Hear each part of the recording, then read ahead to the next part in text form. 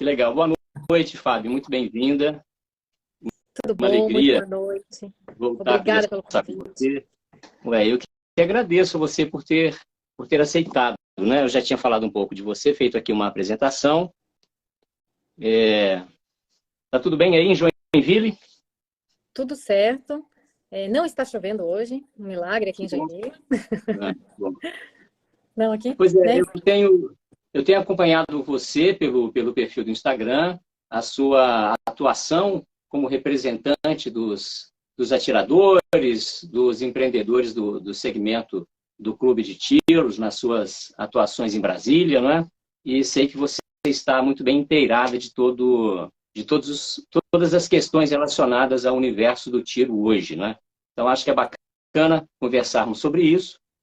Eu preparei umas perguntas para te fazer, Fábio. Opa.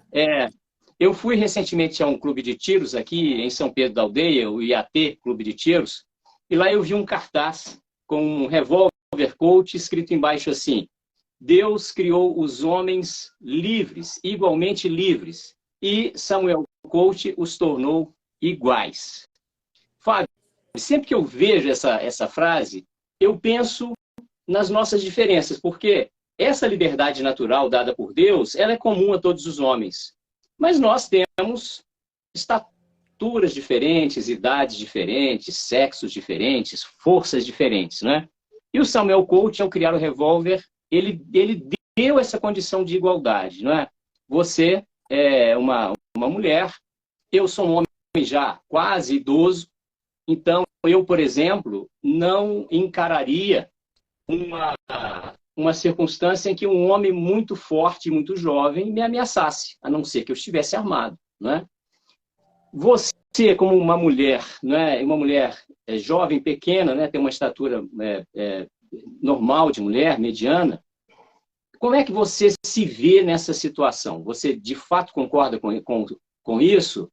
A arma de fogo iguala as pessoas? Primeiramente, boa noite a você. Uma honra estar aqui no teu canal, podendo conversar, né, com uma pessoa com tamanho conhecimento, né, como você. Então, muito honrada por estar aqui. Muito obrigada.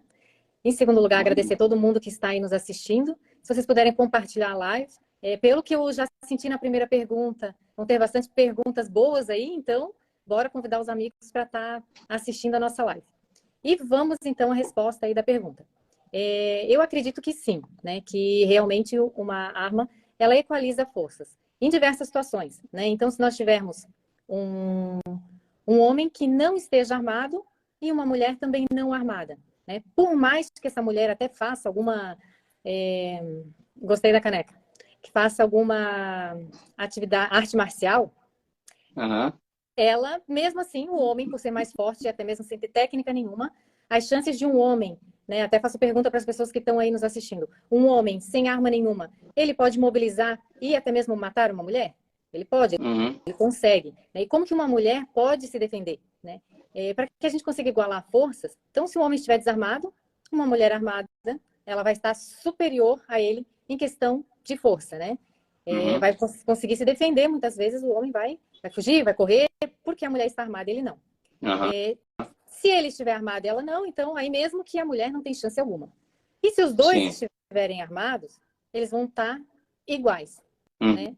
Então, quem for mais rápido, mais ágil, e geralmente a pessoa que está defendendo a própria vida, ela vai com mais garra, né? Digamos assim, então, para se defender. Né? Então, acredito que sim, concordo que arma iguale forças, inclusive de qualquer situação, não só para uma mulher, mas um bandido que venha atacar para assaltar, para, enfim, latrocínio, seja lá o que for, tortura.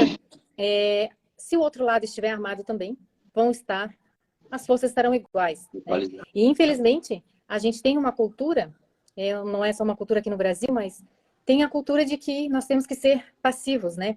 Não reaja, não ataque. Até tem um ditado popular que muito antigo, mas que até é vulgar, digamos assim. Né? Se o estupro for inevitável, relaxe, né? Então, assim, a gente foi acostumado desde pequeno a não reagir no assalto, no estupro. Então, os bandidos sabem disso. Né? As pessoas estão lá, elas não vão reagir. Fica muito mais fácil para ele. Então, a partir do momento que você tem uma arma, que você até mesmo se não treinar, eu já vi casos assim de idosos que a senhorinha lá de 80 e poucos anos tinha um revólver do marido, já falecido. O bandido tentou entrar na casa dela, pegou o revólver, deu 2, 3 disparos. O bandido fugiu. Em outros casos, chegou a acertar o bandido. Então, é uma forma, assim, de equalizar forças. E você acha que, na mesma direção, no mesmo sentido, essa equalização também se dá diante de outras minorias, como, por exemplo, uma pessoa cadeirante, uma pessoa como eu, que já tenho 59 anos, estou perto de entrar na condição de idoso, né? Você acha que essas outras minorias também se enquadram nesse mesmo raciocínio? Com certeza. A gente, como até comentei ali da senhora, né? Ela conseguiu igualar forças. E muitas vezes, até se nós tivermos não só minorias, mas principalmente, né, as minorias, porque você já tem uma condição física, por mais que treine, que faça alguma arte marcial, alguma atividade esportiva, a gente sabe, né, que a idade acaba diminuindo a força, a agilidade, né? E outras minorias também, de repente um cadeirante, né? Que existem vários cadeirantes que praticam o tiro esportivo, então eles não têm chance de se defender, né? Se vier alguém atacar eles, e se você tiver uma arma de fogo, é uma grande probabilidade de você poder salvar a sua vida, né? Eu acredito que assim, se você não tiver uma arma de fogo, é certeza de que a sua vida vai estar nas mãos do bandido. Ele que vai decidir se você vai viver ou não, se ele vai te espancar ou não. E se você tiver uma arma de fogo, pelo menos é 50-50, né? As chances se igualam. Claro. Eu vi uma vez no clube de tiro um senhor, a junção das duas coisas, né? Ele era idoso e era cadeirante. E ele treinava no mesmo clube que eu, e uma pessoa perguntou para ele, mas olha, você era militar e você é paraplégico hoje porque se feriu em combate. Você não acha que está na hora de você largar esse negócio de arma, não? Já te trouxe essa situação trágica, né? Ele respondeu, de forma alguma. Agora, mais do que nunca, eu preciso estar armado, né? Porque é a arma que, nessas minhas duas circunstâncias, que me coloca em condição de combate com um homem mau e mal intencionado do outro lado, né?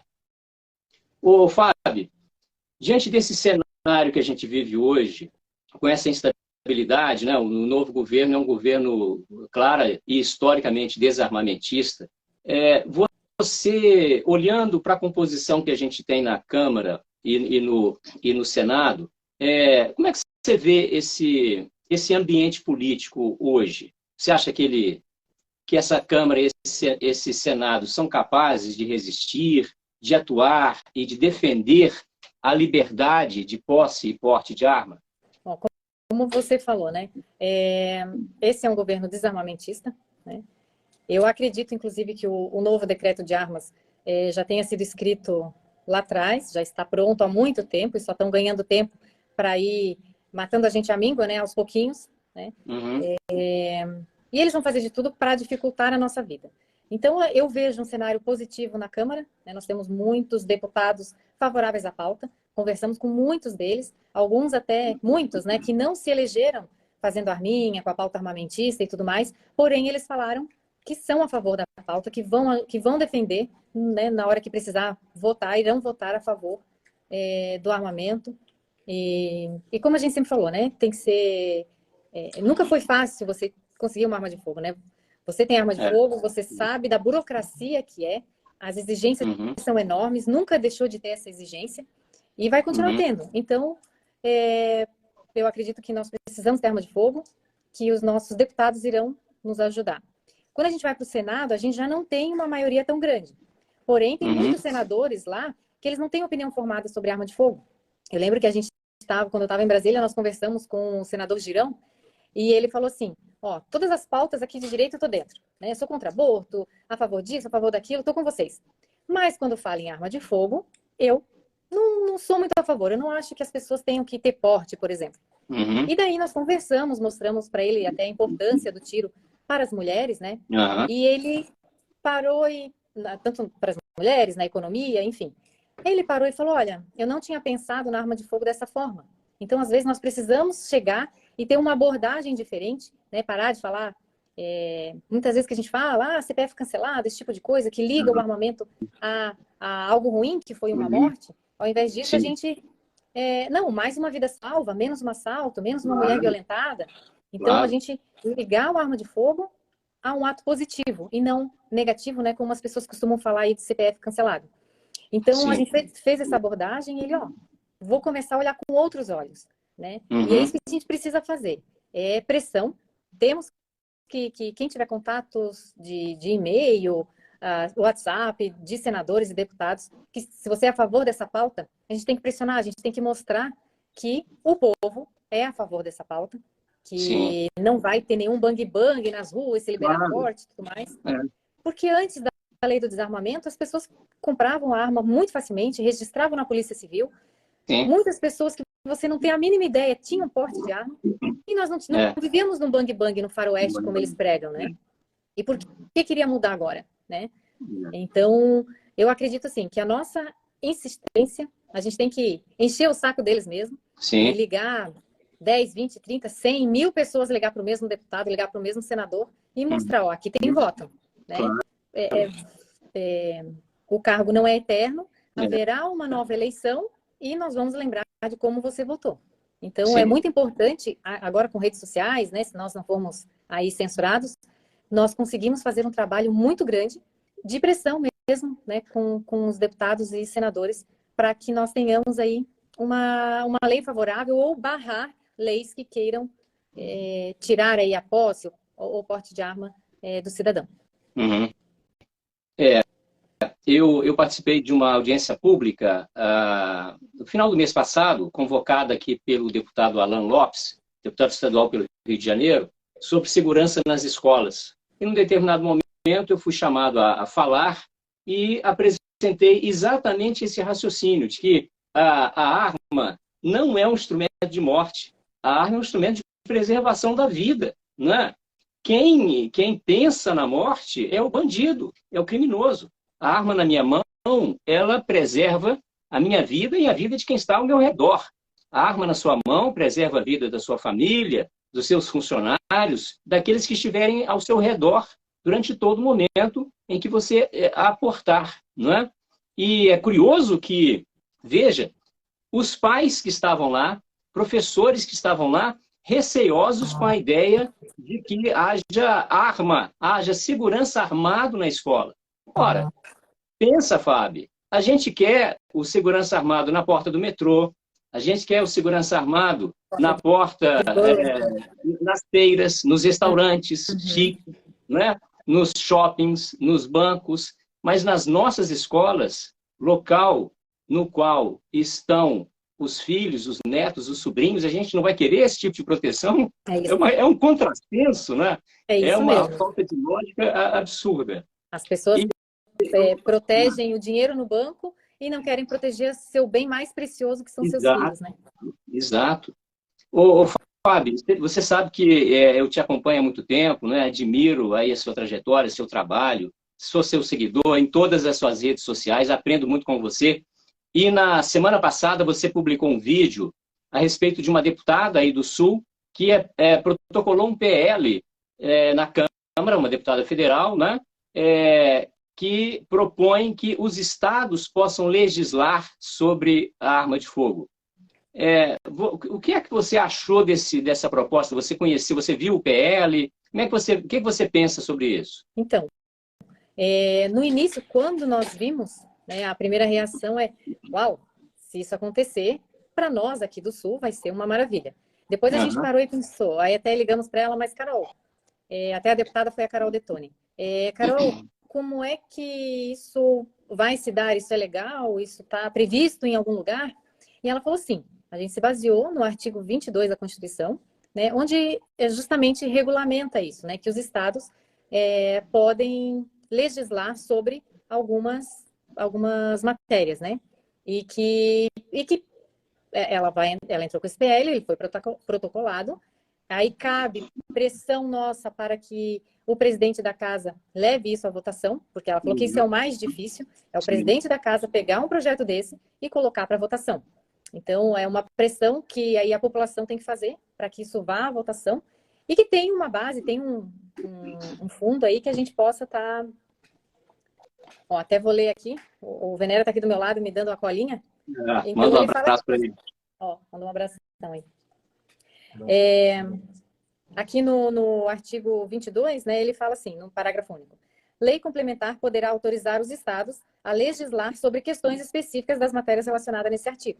Então, isso isso é algo que pode acontecer, né? Se vai ser votado, aí é como eu falei, questão de pressão nossa para que isso venha a acontecer.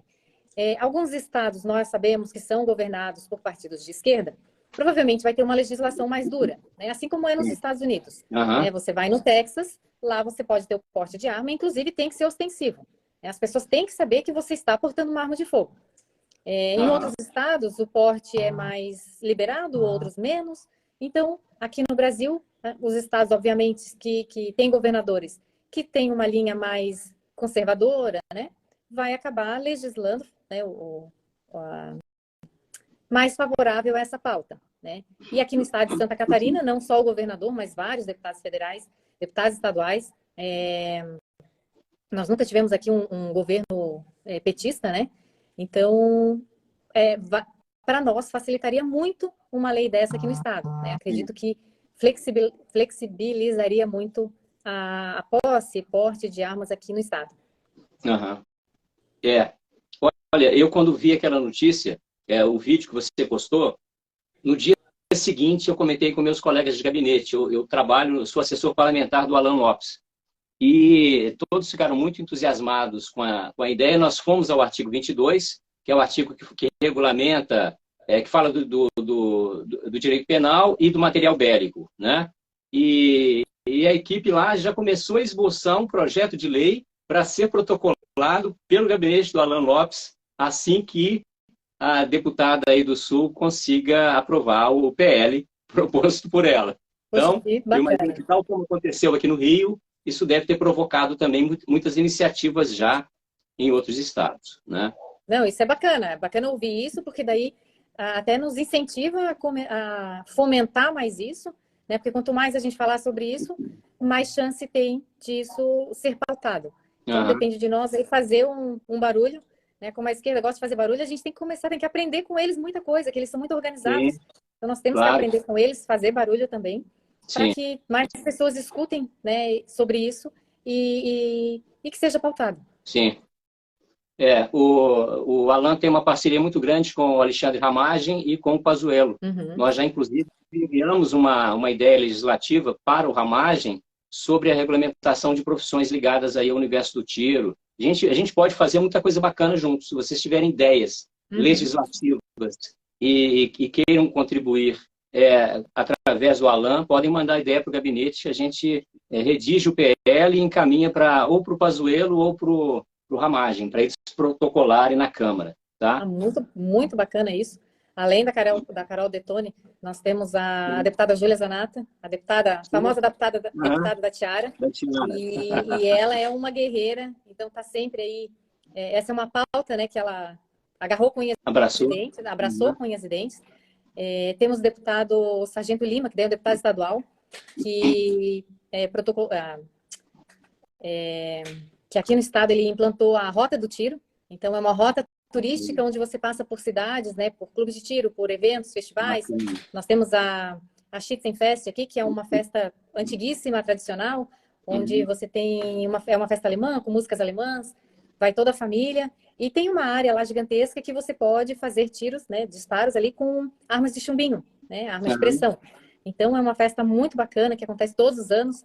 Então, o nosso estado, né, é um estado armamentista, é um estado que já tem essa cultura. Então, pra gente, às vezes o que a gente fala é tão natural falar sobre arma de fogo, e às vezes eu falo com pessoas de outro estado e eles, você atira? Assusta, né? Mas você é mulher? Você tem arma de fogo em casa? Como você faz com seus filhos? Você tá louca, sabe? E pra gente é algo natural, né? Meu pai também é militar, além do maridão militar, meu pai é militar, estudei 5 anos no colégio militar, então é algo que veio natural aí pra gente, essa questão do armamento, né? A gente trata isso de uma outra forma, a gente não linka a arma de fogo, né, com coisas ruins, né? Mas como eu falei antes, às vezes você pode estar salvando uma vida, várias vidas, né, às vezes, e também é um instrumento de você praticar um esporte. né? Uhum. Esporte olímpico.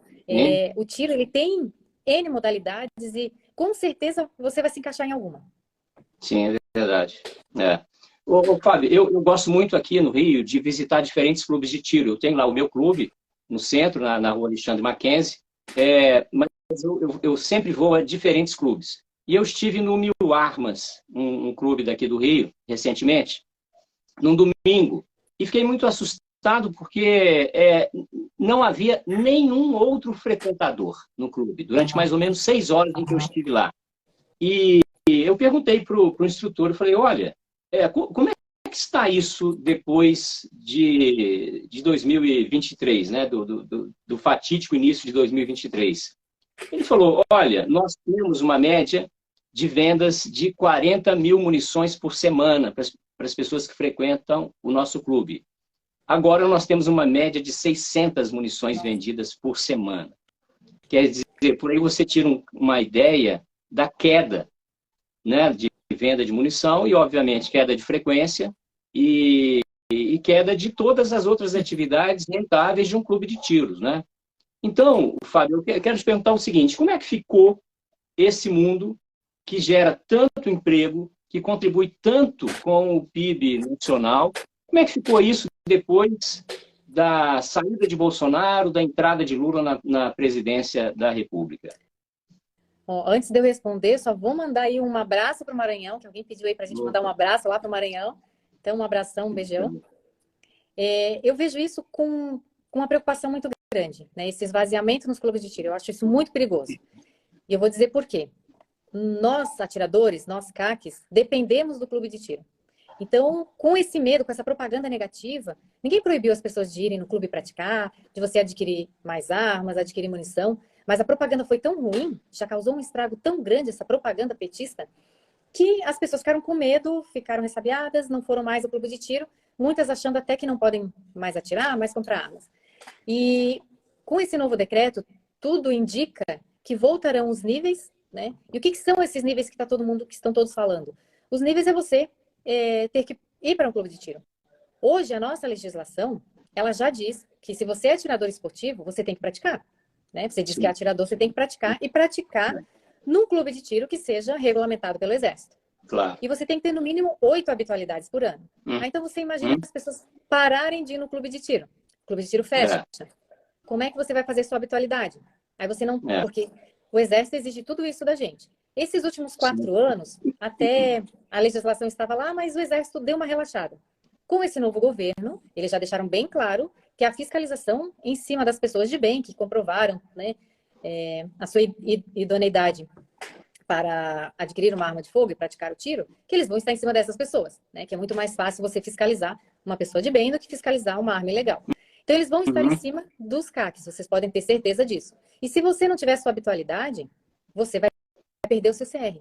Porque eles vão pedir, eles estão pedindo já nos clubes aqui no nosso estado, eles estão pedindo para os clubes enviarem uma carta informando quem são os seus filiados. Quais foram os filiados que saíram do clube de tiro. Estão pedindo nome, telefone, CR, e estão entrando em contato com esses CACs e falando para eles, você não está mais filiado no clube da FAB, lá na Texas. Qual clube você tem 10 dias para dizer qual clube você está afiliado. E se você é atirador, você está frequentando, tem a declaração de habitualidade. Se você não está frequentando, o clube não vai te dar essa declaração. Porque cada vez que você vai no clube, você assina um livro. E se o clube der uma declaração falsa e o Exército for vistoriar o clube, chega lá e fala, o fulano de tal disse que frequenta esse clube, tem a declaração de habitualidade e o nome dele não está no livro, o clube se complica. Então, assim, como eu falei no início, é muito preocupante as pessoas não estarem mais frequentando o clube de tiro, porque muitos clubes vão fechar e às vezes você vai ter que se deslocar 50, 60, 100 quilômetros para poder praticar. Então, isso abriram muitos clubes depois que o presidente Bolsonaro entrou. Então, vamos valorizar esses clubes de tiro, porque eu lembro que aqui na cidade a gente ficou um tempão sem clube de tiro. Então, as pessoas tinham que viajar para outra cidade para poder praticar o tiro. Né? Então, é isso que a gente precisa fazer, valorizar os clubes de tiro. Você falou ali sobre a parte econômica, né? Então, estima-se aí que o mundo do tiro, o mundo das armas, né, de forma geral, ele gera em torno aí de 4% do PIB. Então, você imagina, o tamanho que é o nosso coisa. PIB. 4% é muita coisa. Então, são inúmeros empregos que estão sendo perdidos, impostos que não vão ser mais pagos, porque não tem mais o giro. Então, isso vai abalar muito a economia. Aqui no nosso estado, nós temos 290 lojas de armas. Clube de tiro, eu não tenho o número correto aí, mas que empregam muitas pessoas. Né? E muitos amigos meus falaram, Fábio, infelizmente, tive que demitir todos os meus colaboradores. Estou eu trabalhando com a minha esposa agora, porque não vende nada, né? Deu uma parada geral aí no mercado. Então, a gente espera que com esse decreto, o novo decreto que está vindo, que pelo menos ele diga quais são as regras do jogo. Se vão ser boas ou ruins, mas que a gente saiba claramente as regras do jogo. Você pode comprar uma arma, pode comprar 10, ok. Mas a gente sabe o que pode fazer e a gente vai se adaptar e vai trabalhar dentro dessas regras. Claro que se forem regras muito esdrúxulas aí, que acabe, inviabilize o tiro no Brasil, a gente vai cair em cima, vamos atrás dos nossos deputados aí e senadores para tentar reverter essa situação. Sem dúvida. Nesse dia que eu mencionei a ida ao Clube Mil Armas, eu perguntei ao instrutor, olha, cadê fulano, cadê cicrano, cadê Beltrano? Ele disse, olha, essa turma foi toda demitida e o fulano foi para a Europa para trabalhar onde? Na guerra. Foi para a guerra para ganhar $3.000 por mês.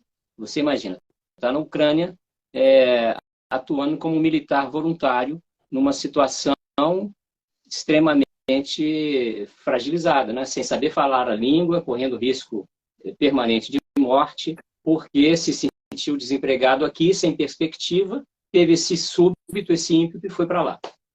Né? Então, é de partir o coração você vê que um segmento tão importante, com uma contribuição econômica tão grande, e o que é pior, não é? A gente que é do segmento, a gente sabe o quão agradável é o ambiente, não é? Você mesmo, seu marido, tem um clube em família, seus filhos são atiradores desde muito jovens, né? E tal como vocês, há inúmeros casos. A gente tem aqui o Silvio, lá em Saquarema, né, que é um pioneiro no mundo do tiro aqui no Rio de Janeiro. O Rio tem 92 clubes, Fábio. Eu acho um número muito pequeno para um estado populoso como o Rio, né? Mas tem 92 clubes. Imagina os clubes do interior se eles tiverem tido essa queda de frequência. Acaba acontecendo isso que você mencionou. O clube fecha e o atirador daquela cidade vai precisar viajar 40, 50, 60 quilômetros para frequentar um clube em outra localidade, né? Então, esse é o momento em que nós precisamos ir, de fato, aos clubes, não só aos nossos, mas de vez em quando visitar algum clube vizinho, né? Para ali, com aquela pequena contribuição, ajudar a manutenção e a sobrevivência desse segmento, né? Isso mesmo. Fábio, o decreto estava prometido para essa semana, né? O novo, tão mencionado decreto. Houve alguma notícia sobre ele nesses dias? Você tem algum tipo de intuição, de especulação? Você conversou com alguém que te deu alguma informação mais precisa? Ou tudo ainda está muito nebuloso? Então, na verdade, o que as pessoas acabam falando sobre o novo decreto, né, acaba sendo uma especulação. Né? O que sabemos, né, que saiu de um vídeo do Flávio Dino essa semana, foi que ele estaria entregando para o presidente a minuta do decreto essa semana, né, e que vai para avaliação ainda do presidente. Então, eu até havia comentado um tempo atrás que a política deles é desarmamento, né? Então, eles não vão logo já, muita gente falando, entre o dia 15 e dia 20 vai sair o novo decreto. Falei, gente, eles vão usar, se eles falaram que vai sair em maio, eles vão liberar esse decreto no último dia de maio, à meia-noite.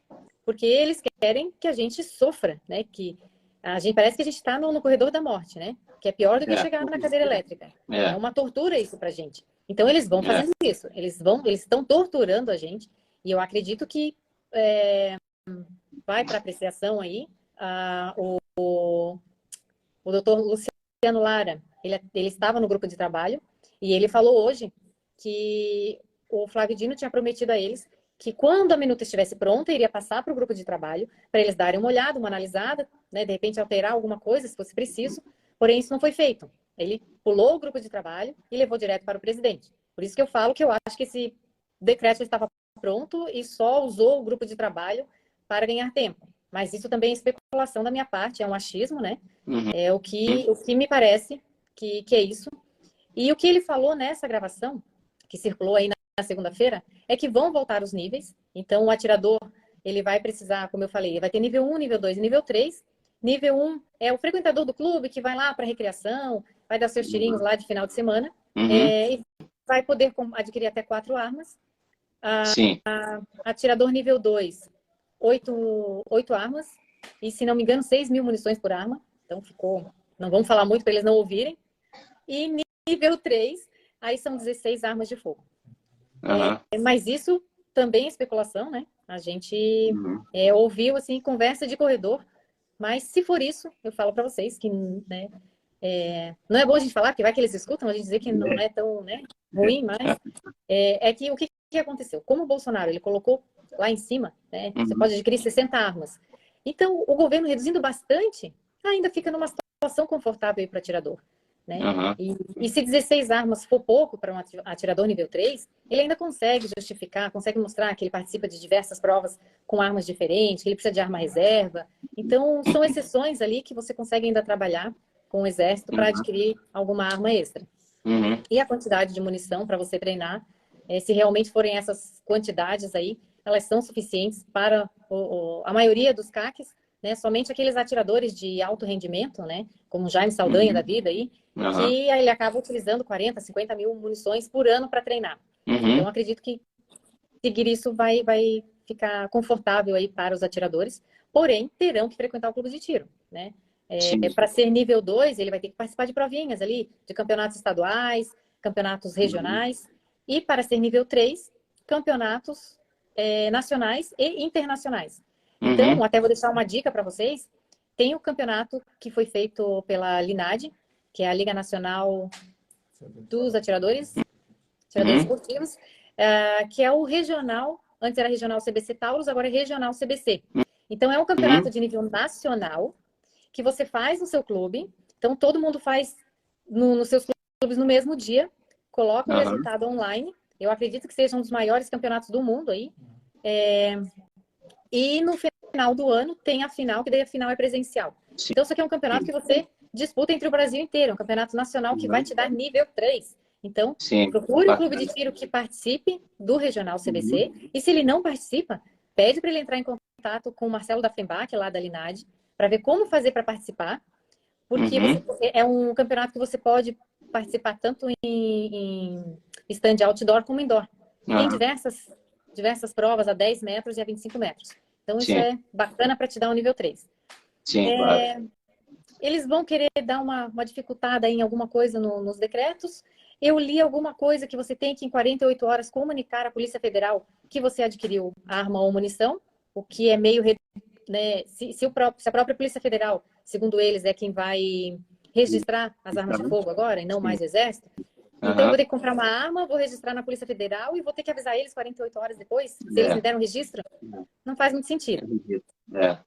Com relação à munição, hoje quase ninguém sabe, mas você adquirindo munição, você tem até 72 horas para informar o Exército que você adquiriu munição.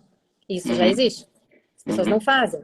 Né? Aqui na nossa loja, a gente costuma já falar para o comprador ali, para o cliente, ó, você está comprando munição com a gente entrega já um bilhetinho para ele, ou manda pelo WhatsApp, entre em contato por esse e-mail, tira uma foto da nota fiscal e informa o Exército que você comprou a sua munição. Então, muitas das coisas que eles estão cobrando são coisas que já estão na lei, mas que não eram cobradas com tanto afinco, né? Então, vão ser cobradas agora com um rigor um pouquinho maior. Então, onde cabe aí você procurar sempre tanto uma loja quanto um clube de pessoas sérias, de pessoas que vão atrás da informação correta, para que você não fique vendido na história. Porque, às vezes, ninguém é obrigado a saber que tem que informar que comprou munição. Né? Você não é obrigado a saber, mas o lojista que está te vendendo, ele tem a obrigação de te informar isso. Pessoas que deixaram o seu CR vencer, por exemplo, e não renovaram. Então, um clube que se preocupa, ou a loja, com o seu cliente, ela vai ter os dados do cliente, ó, teu CR está vencendo, vamos renovar, né? Isso é importante, porque às vezes até a gente esquece de renovar a carteira de motorista. Claro. Então, um documento que leva 10 anos para vencer, agora acredito que vai baixar para 5, a gente vai acabar passando batido, esquecendo de renovar, né? Então, são coisas que teremos que ficar atentos agora. E tenha certeza que se você não frequentar o clube, se você, a partir do momento que você se desligar do clube de tiro, o teu clube agora vai ter que informar, já tinha que informar antes, mas ninguém informava, vai ter que informar agora o exército que o CAC, né, o atirador, se desfiliou do clube. Então, são regras que já existiam, mas que agora eles receberam a missão de estar cobrando da gente aí com mais afinco, né? Temos que ficar atentos a tudo isso e, como tudo na nossa vida cidadã, exercer a nossa atividade de cidadania diariamente, não é? Nós que somos aficionados pelo mundo do tiro e do armamento, temos que acompanhar as notícias, pressionar os nossos deputados federais, os senadores nos quais votamos. Se cada um de nós fizer isso no nosso estado, já será uma grande contribuição em defesa dessa causa, não é isso? É isso aí, perfeito. Fábio, olha, quero te agradecer imensamente por essa conversa, foi muito esclarecedora, sempre gosto muito de conversar com você. Uma hora temos que fazer, nós 5, a sua família inteira e eu, para a gente conversar bastante, ouvir as impressões dos seus filhos, como é que foi na visão deles, né, jovens, observar vocês construindo essa trajetória. Acho que vale a pena uma entrevista aí aos rapazes para até estimular os jovens brasileiros a também se interessarem por esse segmento, não é? Então, te agradeço imensamente. Deixo um abração para você, um abração para o Venera e outro abraço para os meninos. Tá bom? Mais uma vez, então, muito obrigada. Uma boa noite. Vou passar o... Venera, vem cá para dar um... Tá aqui do ladinho. Deixa eu chegar aqui. Olá, Coronel, como vai? Tudo bem? Senhor aí, tudo certo? Que bom, tudo certo. Tudo caminhando. Apesar dessas intempéries aí no segmento, né? Apesar dessa turbulência, a gente tem que se manter de pé e seguir na luta, né? Claro. Não tem muito para onde fugir, né? Não. Manter o passo. Persistir e trabalhar, né? Defender o direito, né? Isso é um direito e o brasileiro precisa abraçá-lo como um dos direitos mais importantes, que é aquele que garante a nossa liberdade e a nossa vida. Sim. Né? Tem que fazer isso mesmo. Hoje até, acho que de forma geral, o brasileiro, assim, é um número pequeno ainda, mas muitos brasileiros já estão mais conscientes do seu papel na política, né? Deixou de ser um tema que não era para ser discutido, né? Lembra que não se discute política, não, se discute, né? Porque se a gente não discutir, a gente é dominado por aqueles que vão lá e discutem ela muito bem, e a gente vai ficar à mercê dos seus desejos, e nós temos que colocar também os nossos anseios e defender os direitos. Já começou uma boa parcela a se movimentar, né? Nos últimos aí, sei lá, 5, 10 anos, mais os últimos 5 anos aí, mas esse é o caminho, né? Se a gente ficar alheio à política, a gente vai... É isso aí. Já tá difícil... Já tá difícil nessa atual situação. Se a gente ficar alheio, aí a gente vai ser dominado e só sentar na calçada e chorar. Não é o caso. É isso aí. Muito obrigado, viu? Pela participação aí. Não, tranquilo. A gente faz esse bate-papo em família sem trazer a vamos marcar. Vai ser bacana. Vai ser muito legal. Para conversar aí. Sim. Tá ok. É isso aí. Tá bom? Boa noite. Um abraço. Fiquem com Deus. Boa noite. Tchau. Tchau. Boa noite. Tchau.